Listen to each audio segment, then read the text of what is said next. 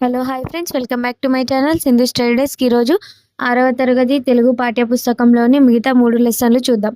4వ పాఠం అమ్మ జ్ఞాపకాలు టి కృష్ణమూర్తి యాదవ్ గారు రచించారు. ఇది వృత్తం, మాతృప్రేమ, ప్రక్రియ, వచన కవిత. పాఠ్యభాగ వివరాలు వచ్చేసి ఈ పాఠం వచన కవిత ప్రక్రియకు చెందినది. తెలుగులోనికి వచ్చిన కవిత ఆంగ్ల సాహిత్య ప్రభావంతో వచ్చింది. ఆంగ్లంలో దీనిని ఫ్రీ వర్స్ అంటారు. పద్య గేయాల్లో ఉండే ఛందస్సు, మాత్రాగణాల నియమం లేకుండా స్వేచ్ఛగా భావయుక్తంగా వాక్యాలతో ఉంటుంది. దీనిని వచన కవితగా పిలుస్తున్నాం. ఈ పాఠం కృష్ణమూర్తి యాదవ్ రచించిన శబ్నం కవితా సంపుటిలోని సామాన్యుని ఉచ్ఛ్వాస నిశ్వాసాలను అక్షరాల్లోకి పొదికి సామాన్య ప్రజల భాషలో కవిత్వం రచించిన టి కృష్ణమూర్తి యాదవ్ హన్మకొండ జిల్లా భీమదేవరపల్లి మండలం కొత్తపల్లి గ్రామానికి చెందిన ఈయన తెలంగాణ భాషలో యాసలో వచన కవిత్వం రాసిన కవులలో ఒకడు. తన తొలి కవితా సంపుటి తొక్కుడు బండతో సాహితీ క్షేత్రంలో ప్రవేశించాడు. శబ్నం వీరి 2వ కవితా సంపుటి. గ్రామీణ జీవితానుభవాలు, మధ్యతరగతి జీవన చిత్రణను తన కవిత్వంలో చొప్పించాడు. సరళమైన వచనాభివ్యక్తి, నిరాడంబరమైన శైలి కృష్ణమూర్తి యాదవ్ ప్రత్యేకత. ఇక్కడ మనం కోడ్ చూసుకున్నట్లయితే టి కృష్ణమూర్తి యాదవ్, టి టా తొక్కుడు బండ, నెక్స్ట్ శబ్దం. ఇంకా గుర్తుండడానికి కృష్ణమూర్తి తొక్కడం వల్ల శబ్దం వచ్చింది అంటే తొక్కుడు బండ ఆయన మొదటి కవిత సంపుటి, శబ్దం 2వ కవిత సంపుటి. కాబట్టి టి తొక్కుడు, టి కృష్ణమూర్తి యాదవ్, టి తొక్కడం వల్ల శబ్దం వచ్చింది. ఎవరైనా తొక్కితే మనం అని అరుస్తాం కదా. కింది వాక్యాల్లో గీత గీసిన పదాలకు సరైన అర్థాలు గుర్తించండి. జెండా వందనం రోజు మా పాఠశాల ప్రాంగణం ముంగిలి. నెక్స్ట్ అద్దకం, బట్టలకు రంగులు వేసే విధానం. గట్టున, తీరం. నెక్స్ట్ కింద గీసిన పదాలకు పర్యాయ పదాలు రాయండి. కనకంబు, పసిడి, బంగారం, పుత్తడి. కుందేలు, శరభం, చెవుల పిల్లి. నెక్స్ట్ దూడ, లేగ, పెయ్య. నెక్స్ట్ ఇక్కడ చూడండి ప్రకృతి వికృతులు. కుల్య అంటే కాలువ. ఆకాశం, ఆకాశం. నెక్స్ట్ మొగము, ముఖము. ఇక్కడ చూడండి భాషను గురించి తెలుసుకుందాంలో కింది పదాలను విడాలి. అతడు ఎక్కడ, అతడు ప్లస్ ఎక్కడ. బొమ్మనిచ్చెను, బొమ్మను ప్లస్ ఇచ్చెను. నెక్స్ట్ మనిషి అన్నవాడు, మనిషి ప్లస్ అన్నవాడు. కింది పదాలను కలపండి. మేనా ప్లస్ అల్లుడు, మేనల్లుడు. నెక్స్ట్ పుట్టిన ప్లస్ ఇల్లు, పుట్టినిల్లు. ఏమి ప్లస్ అంటివి, ఏమంటివి. ఇక్కడ చూసుకోండి ఉత్వసంధి గురించి ఇచ్చారు. కింది పదాలను గమనించండి. రాముడు ప్లస్ అతడు, రాముడు అతడు, ఊ ప్లస్ ఆ వచ్చింది, ఆనే వచ్చింది కదా. నెక్స్ట్ ఇక్కడ ఊ, సోముడు ప్లస్ ఇతడు, ఊ ప్లస్ ఈ వచ్చింది. నెక్స్ట్ మనము ప్లస్ ఉంటిమి, మనం ఉంటిమి, ఊ ప్లస్ ఊ వచ్చింది. ఇక్కడ చూడండి అతడు ప్లస్ ఎక్కడ, అతడు ఎక్కడ, ఊ ప్లస్ ఏ, అప్పుడు ఏ వచ్చింది. అంటే మొదటి పదంలోని చివరి అచ్చు ఊ 2వ పదంలోని మొదటి అచ్చుతో కలిసినప్పుడు మొదటి పదంలోని అచ్చు లోపిస్తుంది. 2వ పదంలోని మొదటి అచ్చు అట్లాగే నిలిచి ఉంటుంది. అనగా ఉకారం మీద ఏదైనా అచ్చు వచ్చి చేరితే సంధి తప్పక జరుగుతుంది. దీనినే ఉత్వసంధి అంటాం. ఇక్కడ చూడండి ఉకారాన్ని ఉత్తు అంటారు. ఉత్తునకు అచ్చుపరమైతే సంధి తప్పక జరుగుతుంది. చెట్టు ప్లస్ ఎక్కి, చెట్టెక్కి. ఇక్కడ ఏమొచ్చింది, ఊ ప్లస్ ఏ అంటే ఏమొచ్చింది, ఏ వచ్చింది. ఉకారానికి ఏదైనా అచ్చుపరమైనప్పుడు సంధి జరుగుతుంది. వాడు ప్లస్ ఎక్కడ, వాడెక్కడ. ఎదురు ప్లస్ ఏగి, ఎదురేగి. నెక్స్ట్ నూకలేసుకొని, నూకలు ప్లస్ ఏసుకొని, ఉత్వసంధి. చూరు ప్లస్ ఎక్కి, చూరెక్కి. ఎట్లా ప్లస్ ఎట్లు ప్లస్ ఉన్నది, ఎట్లున్నది. ఇవన్నీ ఉత్వసంధికి ఉదాహరణలు అన్నమాట. ఇక్కడ చదవండి తెలుసుకోండిలో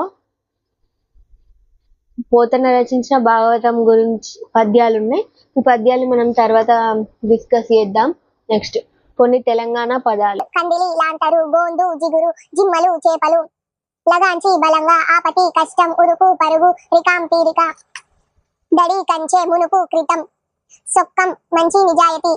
అల్కగా తేలికగా ఉస్కే ఇసుక బుక్కు తిను సందుగు పెట్టె బోళ్ళు వంట గిన్నెలు భయాన ముందు ఇచ్చే డబ్బు అడ్వాన్స్ యారాలు తోడుకోడలు తిర్లమర్ల వెనుకది ముందుకు ముందుది వెనుకకు ఎల్లెల్కల వెళ్ళకిల ఆమెడలు కావలలు ధూప దప్పిక దేవులాడు వెతుకు తక్కెడ త్రాసు దురస్తు బాగు చేయు తప్పుకు మూత బుగులు భయము చెండు బంతి పూడాను అంటారు పూడ పాకెట్ కారటు ఉత్తరం మగడు అత్యాశ సైజు ఉండు కొప్పెర వేడి నీళ్ళ తాగు తంటే మెట్టు కపాయం కాపాయం పొదుపు. కొన్ని తెలంగాణ సామెతలు చూడండి.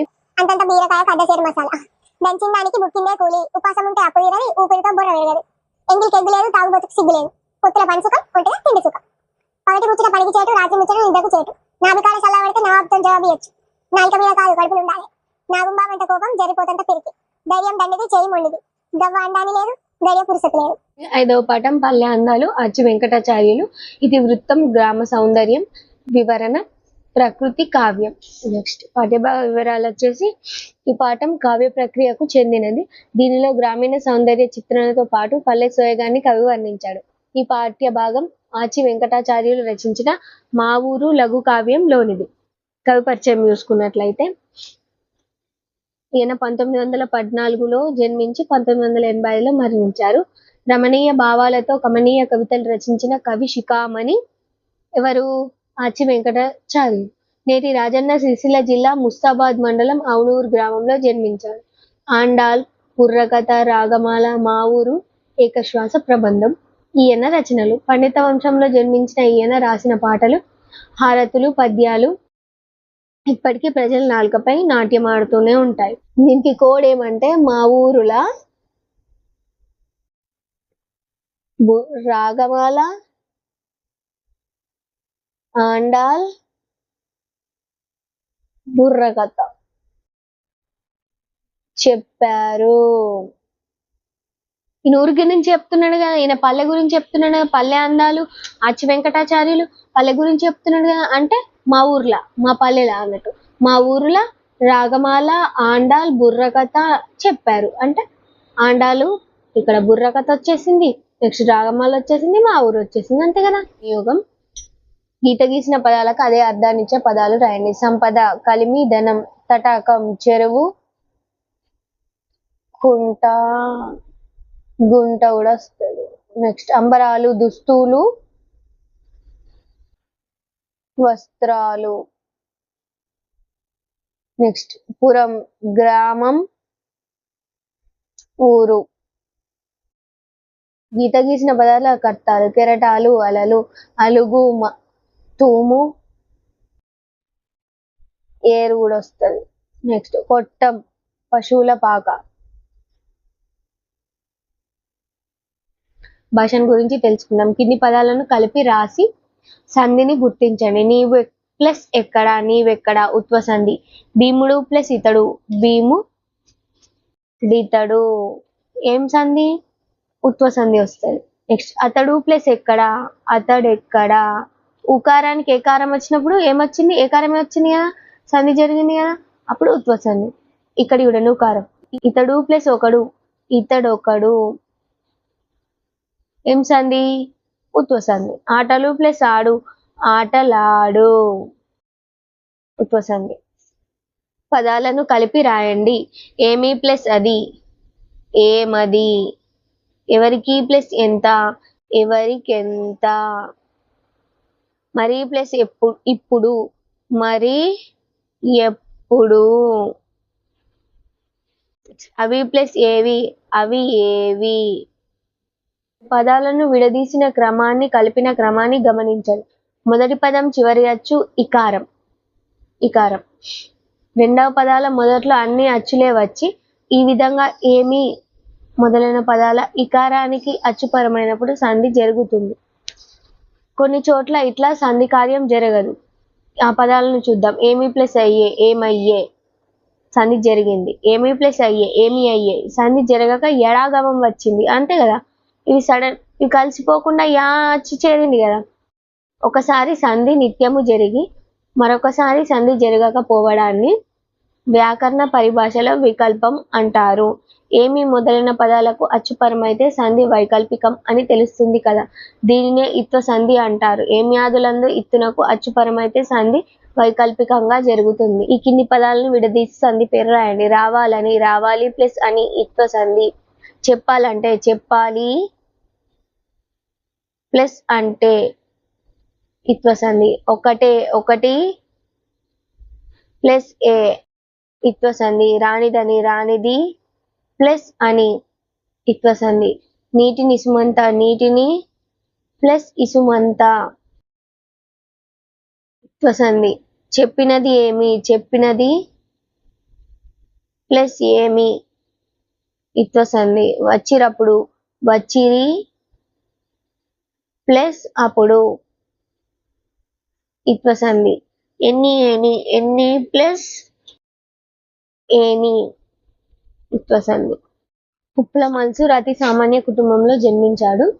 అయితే ఈయన సూర్యాపేట జిల్లా మోత మండలం సిరికొండ గ్రామంలో 1928లో మల్లయ్య లచ్చమ్మ దంపతులకు జన్మనిచ్చిన ఈయన అతి సాధారణ జీవితం గడిపిన విశిష్ట రాజకీయ నాయకుడు. ఈయన తెలంగాణ రైతాంగ పోరాటంలో ఆయుధం పట్టి ఉద్యమించిన పోరాట యోధుడు. తన జీవితాన్ని ప్రజలకే అంకితం చేశాడు. ఈయన 4 సార్లు ఎమ్మెల్యేగా గెలిచి ఆయనకు వచ్చిన జీతంని కూడా పార్టీకే ఇచ్చేసిండట.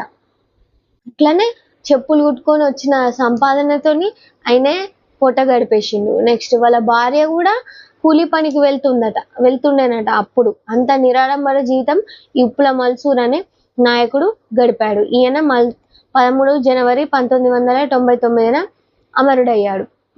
అయితే వీళ్ళ పిల్లలు ఏం చేసిర్రు, ఈయన రక్తంతో పాటు విలువల్ని కూడా పంచుకున్న వారి సంతానం తమ సొంత ఇంటిని మన్సూర్ జ్ఞాపకార్థం పాఠశాలకు అందించారు. మదర్ తెరిసా ఈమె ప్రార్థించే పెదవుల కన్నా సాయం చేసే చేతులు మిన్న అనే వాక్యానికి సరైన ఉదాహరణ.